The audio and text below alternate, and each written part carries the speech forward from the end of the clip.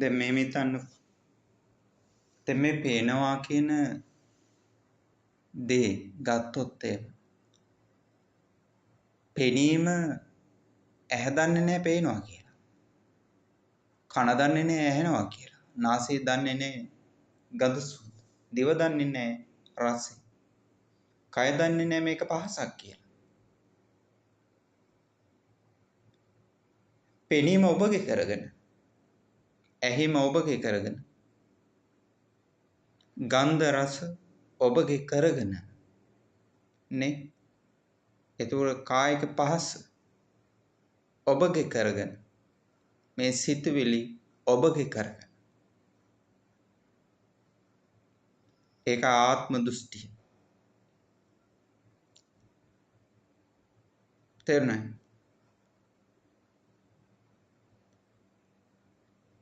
එතකොට අපි බලන්න ඕන ඇත්තට ඇහැ දන්නේ නැහැ පේනවා කියලා. දන්නවද? දැන් ඇහැ දන්නවද පේනවා කියලා? ඇහැ දන්නේ නැහැ පේනවා කියලා. ඇත්තට ඔබට පේනවද හිතෙනවද? පැහැදිලිද? ඇත්තට පේනවද හිතෙනවද? හිතන නිසා පේනවා. පැහැදිලිද කතාව? ඇත්තට ඔබට දැන් පේනවද? හිතන නිසා ඔබ පේනවා කියලා දැන් කියනවාද? එහෙනම් හිතන නිසානේ පේනවා කියලා කියන්නේ. තියෙන නිසා පේනවාද? පේනවා කියලා හිතනවාද? එහෙනම් තියෙන නිසා පේනවා නෙමෙයි. හිතන නිසා පේනවා. එහෙනම් ඇහැ උපදින ධර්මයි. උපදින සුළු කිව්වේ ඒකයි. ඇහැ උපදින. ඇහැ රූප චක්කු විඥාන කියලානේ විස්තර කරන්නේ. ඇහැ රූප චක්කු විඥාන කියලානේ විස්තර කරන්නේ. රූප ඇහැ කියලා විස්තර කරන්නේ නැහැ. ඇසත් රූපත් චක්කු විඥාන. රූපත් ඇසත් චක්කු විඥානත් එහෙම කියන්නේ නැහනේ. ඇහත් රූපත් චක්කු විඥාන. එහෙම නැහැ කියන්නේ. ඇහැ ඇති කලිය රූපය ඇති කලිය. විඥානය ගැන කතා කරන්නේ. ඒකෝ විඥානය කියන්නේ මායාව. ඔන්න ඔය මොහොත තමයි ඔබට ඇත්ත කියලා ඇත්තක් ගොඩනගලා දෙන්නේ. ඇත්ත කියලා. බෑ ඔබ දකින්නේ මේ ඔබගේ කතාව. පේනවා කියන කතාව අන්නේ මේ පේනවා කියන කතාව තමයි හට නොගත් කතාව. හටගෙන නැහැ. තේන්නේ? ඒ ඇහෙනවා කියන කතාව හට නොගත් කතාව. පැහැදිලිද? පේනවා කියන කතාව, ඇහෙනවා කියන කතාව හට නොගත් කතාවක් නම් වර්තමානය ගැන කතා කළ හැකියිද? වර්තමානය ගැන කතා කරන්නේ. එන වර්තමානයේ ශුන්‍යතා කිව්වේ ඒක. ඒකට පේනවා, ඇහෙනවා, දැනනවා, දැනගන්නවා කියලා කියන්නේ මේක මේ පුත්‍ජජන ලෝකයාගේ කතාව. පැහැදිලිද? එතකොට මේ මොහොත කියන මොහොතෙන් ශුන්‍යතයි කියලා කියන්නේ නූපදීමක් බව. මෙන්න මේ ආර්ය භූමියේ ආර්යයන් වහන්සේලාගේ අවබෝධය කියන්නේ. ආර්ය දක්න. තේරෙනවද? ඔබ හිතනවා මේ එළියක තියෙන පුටුවක් මන් දකින්න. මේ එළියක තියෙන පොතක් මන් දකින්න. මේ බාහිර ලෝකෙක ඉන්න මිනිස්සු යාහන වාහන මන් දකින්න. ඔබ තවමත් එහෙම හිතාගෙන ඉන්න. හිතන දේ දකින්නට බෑ. දකින්න දේ අල්ලන්නට බෑ. අල්ලන දේ විඳින්නට බෑ. බෑ ඔබ හිතාගෙන ඉන්නේ කොහොමද? හිතන දේ දකිනවා. දකින දේ ඔබට අල්ලන්න පුළුවන් කියලා. ඒ ඇල්ලූ දේ විඳින්න පුළුවන් කියලා ඔබ හිතාගෙන ඒක අන්න ඒක තමයි අවිද්‍යාව කියන්නේ. තේරෙන්නේ? ඔබ අසත්‍යයක් ඔබ සත්‍ය කරගෙන ඉන්නේ. අසත්‍යයක් සත්‍ය කරගෙන ඉන්නේ. ආත්මගත ඇති නිසිතු සත්වේ පුද්ගලයෙක් විසින් මේ ලෝකය පරිහරණය කරනවා කියන තැනකයි ඔබ ඉන්නේ. එහෙමනේ. ඔබ හොඳින් බලන්න. ඔබට පේනවා කියන දේ ඔබට අල්ලන්න පුළුවන්ද කියලා. ඔබට විඳින්න පුළුවන්ද කියලා. එහෙම බැරි නම් ඒ මොහොතේ ආත්මයක් ඇස කන නාසය දරාගත්තු ආත්මයක් ඉඳලා නැහැ. අනිච්ච කියලා කියන්නේ සත්‍ය වශයෙන්ම වර්තමානයේ සකස් වෙලා නැහැ. ඒ කියන්නේ ආර්ය දැක්ම. නිසිතු වර්තමානයේ සකස් වෙන්නේ නැහැ. පැහැදිලිද? එතකොට දුක එන්නේ කුමක් නිසාද? අනිච්ච නිසා තමයි දුක එන්නේ. එයි ස්වභාවය නූපදීමක්. හට නොගත් බවක්. පරිණාමයක් වෙලා නැහැ. තේරෙනවද? ඔබ හිතාගත්ත කතාවක් තියෙනවා. ඔබ ගොඩනගා ගත්ත කතාවක් තියෙනවා. තේරෙනවද? ඒ ගොඩනගාගත්ත කතාවේ ලෝකේ ඒ සැපය ඔබට පවත්වන්නට බෑ. ඇයි? ඔබ ගොඩනගාගත්ත කතාවක් නිසා.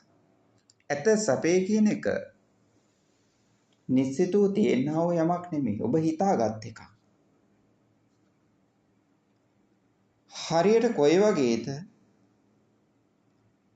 අර වතුර වක් කරනකොට එතන දිය බෝල හට ගන්නවා. ඒ හට ගන්න තැන ඔබ සැපයි කියලා දකින්න. ඒ මොහොතේ. ඒ වක් කරනකොට බෝල හට ගන්න. ඒ දිය බෝල නම් සැප කියන්නේ. ඔබ යන්නේ මොහොතේට අනේ මොහොතට දකින්න සැපයක් තමයි ඔබ ඇත්ත කරගෙන ඉන්නේ. නුවණින් බලන කල්හි ඇත්තටම වර්තමානයේක එහෙම දිය බෝලයක් සකස් වෙලාද? සකස් නොවීමත් සකස් නොවීම. අන්න දැන් ඇස කන නාසය දරාගත්තා වූ සත්‍ය පුජ්‍යලෙක් ඉඳලාද? ඇත්තට එහෙම යමක් පෙන්නලාද? පෙන්නලාම නැද්ද? ඇත්තට එහෙම යමක් පෙන්නලාම නැහනේ. එහෙම යමක් පෙන්නලාම නැහැ. මේක මැවෙන්නව ලෝකයක්. මැවෙන්නව ලෝකයක්.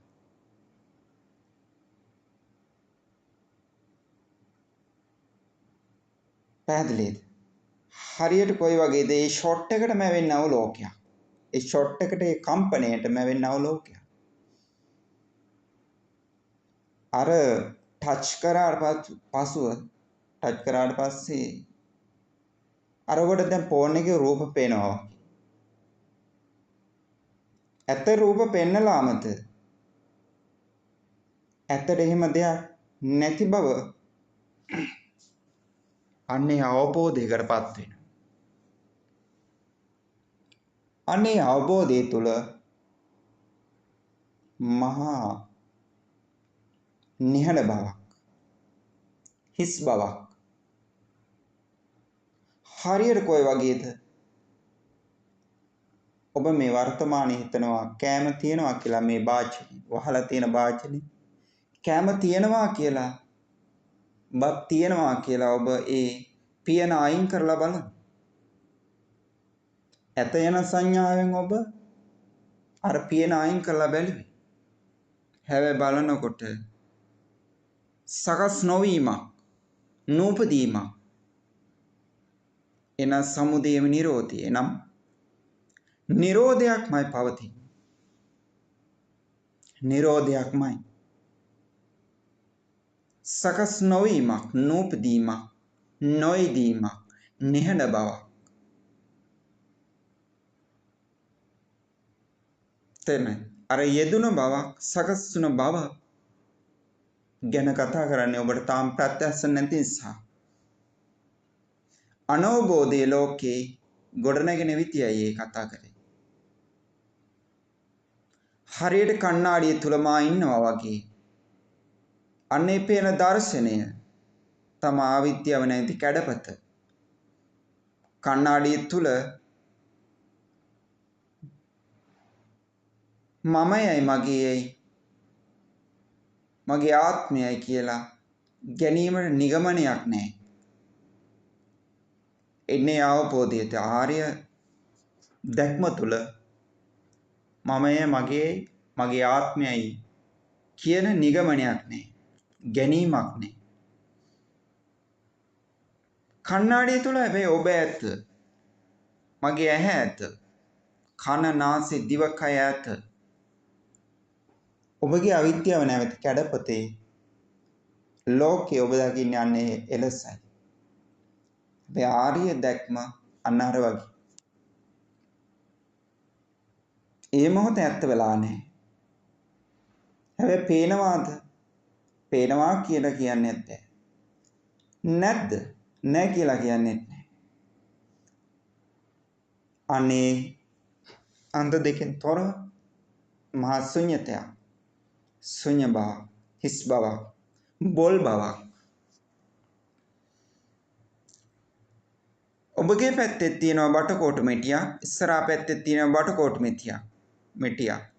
දැන් මේ දෙක එකිනෙකට හේතු වෙලා තියෙනවා. ඔබගේ පැත්තේ තියෙන බටකොටු මිටිය ඉස්සරහා පැත්තේ තියෙන බටකොටු මිටිය දෙක එකින් එකට හේතු වෙලා තියෙන්නේ. ඔබ හිතනවා මේ සිතෙන් සකස් කරලා දුන්නා වූ මේ සිතවිල්ල ඇත්ත කියලා. පේන දේ ඇත්ත කියලා. නිශ්චිත රූපයක්මයි පේන්නේ කියලා ඔබ හිතන්නේ. හැබැයි ඔබගේ පැත්තේ තියෙන බටකොටු මිටිය හිස් බවක්, හරසුම් බවක්, බොල් බවක්. හැබැයි ඉස්සරහා තියෙන බටකොටු මිටිය හිස් බවක්, බොල් බවක්, හරසුම් බවක්. ඒක විස්තර කරන්නේ ඔබට ඒ සකස් කළා දෙන්නා වූ සිතවිල්ල ඇත්තක් නෙවෙයි. එන නිසිතු සිත සකස් වෙලාද නිසිතු සිත සකස් වෙලා නැති බව. සිතේ සකස් නොවීමයි. සිතේ පහළ නොවීම. සිත ඇත්ත වෙලා නැහැ. එනම් පෙනෙන රූපේ ඇත්ත වෙලා නැහැ. හිස් බවක්, බොල් බවක්, බොරුවක්, මුලාවක්, විඥානය මායාවක්. පැහැදිලිද? හැබැයි නෑ කියන්නේත් නැහැ. ඇත කියන්නේත් නැහැ. පැහැදිලිද? එහෙනම් දැන් ඔබට ඇත්තටම නිශ්චිත සිතවිල්ලක් සකස් වෙලාද? ඔබ තවමත් සිතට වසඟ වෙලා ඉන්නේ. ඒකයි දැන් ඔබට මේ අර කලින් දේශනාවල පෙන්නුවේ අත දැන් මේ අත කැරකෙවෙනවානේ. දැන් මෙහෙම අත කරකවනවා. කැරකෙවෙන බවට පෙන්නනවා. ඒ බව තමයි අවිද්‍යාව. හැබැයි නැවිතිලාමයි. ඒකයි ආරි දැක්ම. සකස් නොවීමක්මයි. පැහැදිලිද? අන්න ඒකයි අවබෝධය. අවබෝධය කියන වචනයක් නෙවෙයි. අප්‍රමාද ලෙස කටයුතු කරන්න. වෙන කාලයක් උදා වෙන්නේ නැහැ. තවත් ඔබත් එක්ක සාකච්ඡා කරන්නට බලාපොරොත්තු වෙනවා. දහම් ශ්‍රවණය කළා ඔබ සිළු දරාට තිරුවන් සරණයි. යහපත පිණිස හේතු වේවා.